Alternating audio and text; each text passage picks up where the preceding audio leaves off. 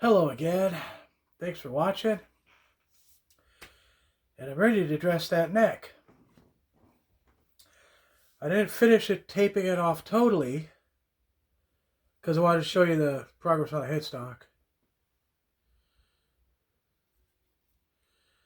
I filled all the holes from the previous tuners, sanded that smooth, finished the work on the holes for the mounting studs for the nut, and filled the holes and sanded them smooth for the neck heel. I always like to start with a fresh plate, so when I put that down, I can mark where the holes are going to be. It comes in really good. Zora, get down. Get out of the EVH case. Please. Thank you. Oh, she likes Van Halen too. Settle, please. I know. Settle down.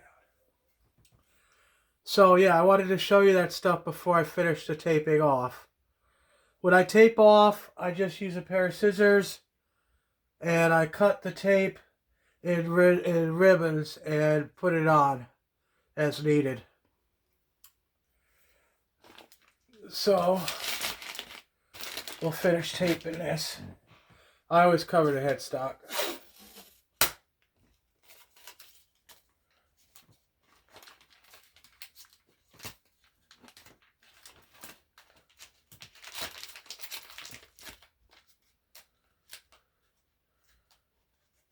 So that's taped off. Now, the tools I'm going to do this with are this. This is a wood plane. Probably from the 40s, maybe. I took out the blade. You don't need a real fancy thing to do this. Oh, and this truss rod has a Phillips head. Once again, not prepared. Give me a minute. Say hi to Zora.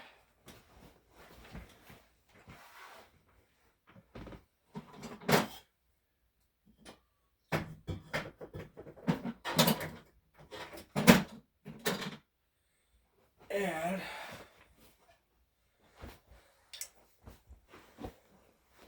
we're back. Now, siding this neck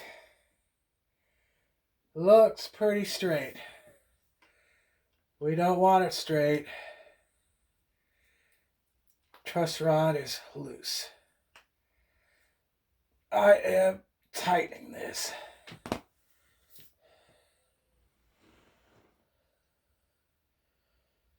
Has a slight back bow.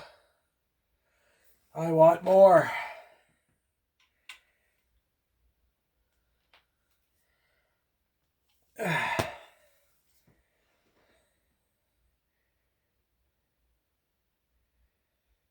And I don't know if you can see how much back bow is on this thing.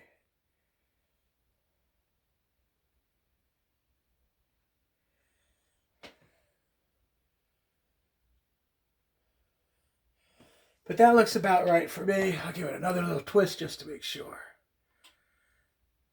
There you go. I'm dressing this the Edward way. It's how he told us to do it at the factory. Done it ever since. Okay, now let's get back to this. Ordinary wood plane, no blade. This is 220 stick and sand. Takes two to do this, and we got almost two. Should be enough. It's getting hard to find this stuff. So stick this on the wood plane.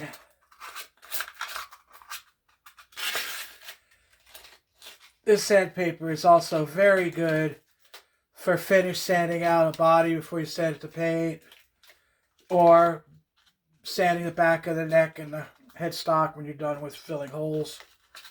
It works really good. And now, just take this puppy, make sure it's all stuck down there. And before I start this, I just want you to see, if you can, how wide these crown lines are. It's like they took absolutely no time.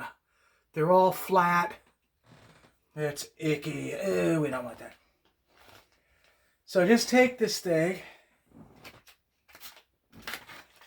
and go across the frets with it. I go back and forth. Not a big deal.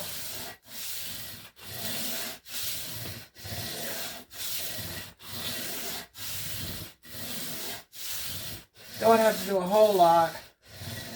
Just kind of try to conform to it as you're doing it.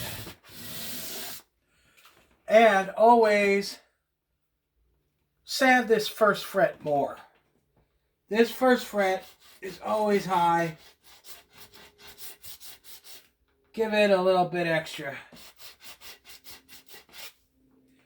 Like that. Now they're looking like they flattened out a little bit. They're not especially high, so I'm not really going to rip into it. Next, you take your magic marker. And you mark the frets.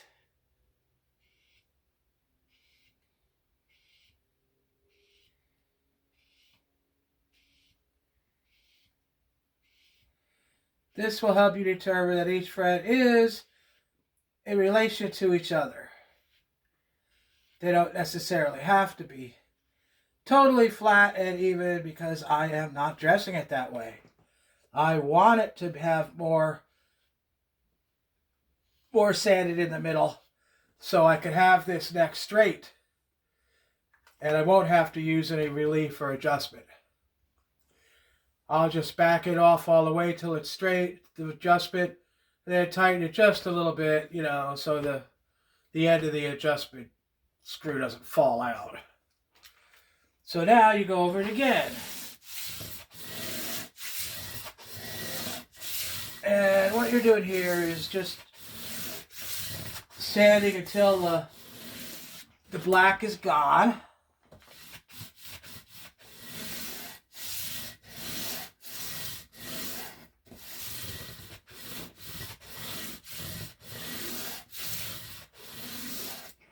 Like so. The next thing we do is take out our cheapest crown file that Stu Mac sells. It's the Spartan old kind, regular file. Comes with two files. It comes with one for bass guitar, one for acoustic. The one for acoustic is thinner than the one for electric guitar. I just dressed a couple acoustics not too long ago, so I had to change it. And it comes with an Allen wrench to change. It's got a little Allen key fastener at the end. And now you're going to crown the frets. Now, pay close attention because we want those fret lines as thin as we can get them.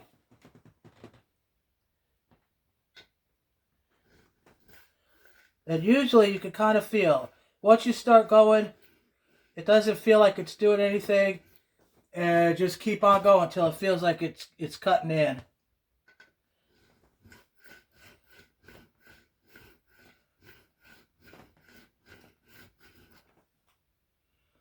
And it's starting, and this crown line is getting smaller. There, it's really starting to go now. Then keep on checking. It's just that like you go this many times or something. That's not really going to get you there.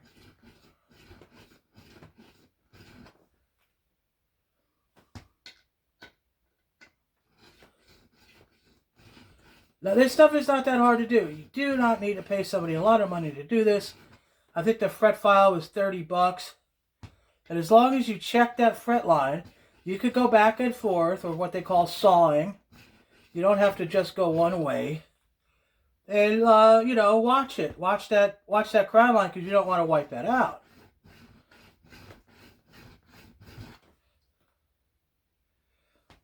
A lot of times you might have to just do one part of the fret, depending on how much you've sanded it to begin with. We're at decent, we want better.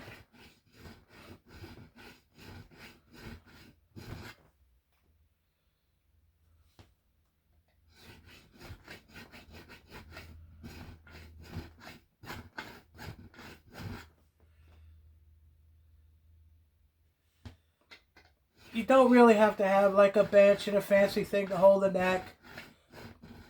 Obviously, watching me, you know I don't do that.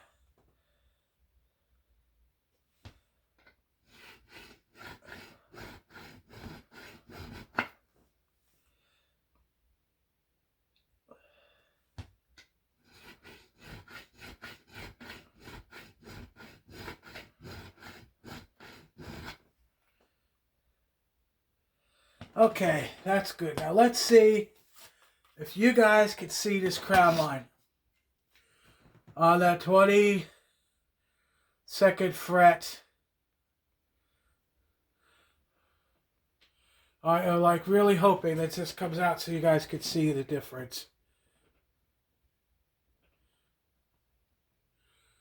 If you get it just at the right angle, I think you could see it there. How thin that line is.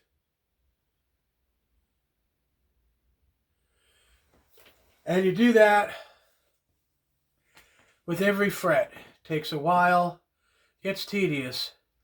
Me with the arthritis, it gets challenging. But you just do that with every fret, and then when you're done, I go over it with steel wool.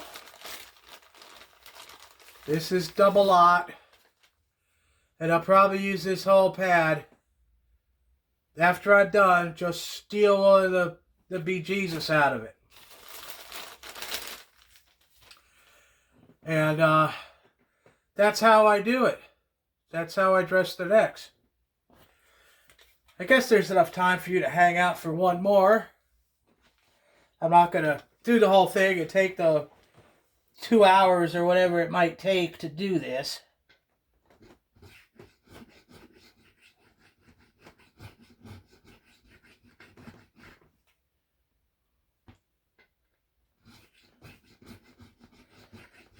But, you know, hey, $30 from Stu Mac, you get this.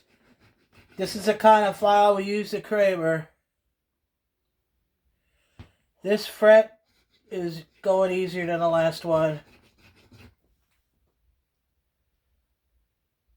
I'm going to give that last one just a little bit more because it could be better.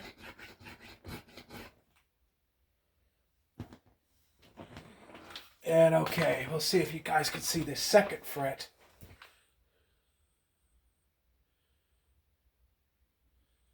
You can see how the crown line goes.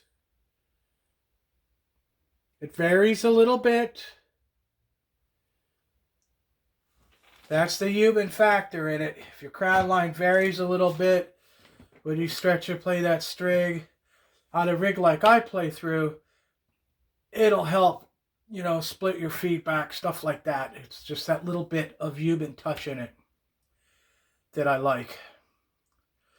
Oh, Zora's on the move. Leave the amp case alone, Zora. It's not for kiddies. You jumping? Are you? Oh, she's attacking me now. Okay. Well, I hope you find this helpful in case you want to start dressing your own necks. And with the back bow, you're not going to get any buzzing or slappy sounds or nothing like that out of it either. So, thank you for watching, and rock on!